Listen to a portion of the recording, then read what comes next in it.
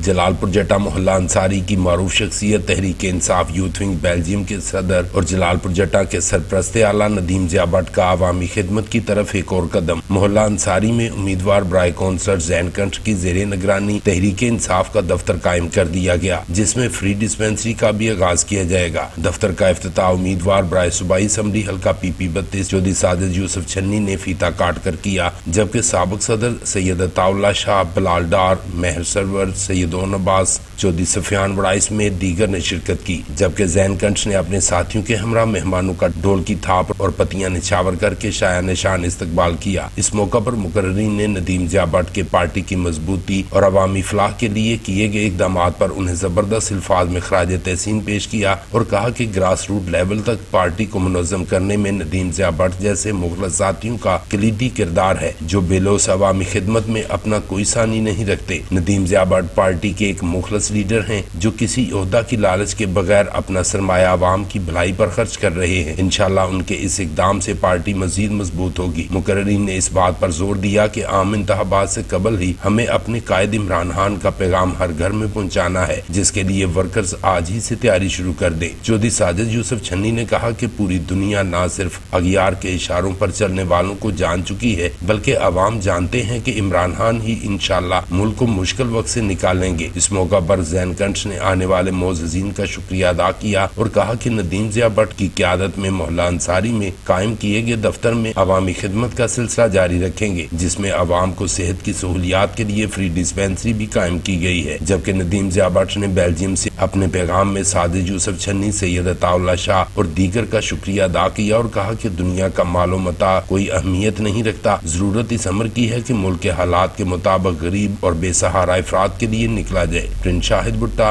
BB1 news, Jalalpur जट्टा।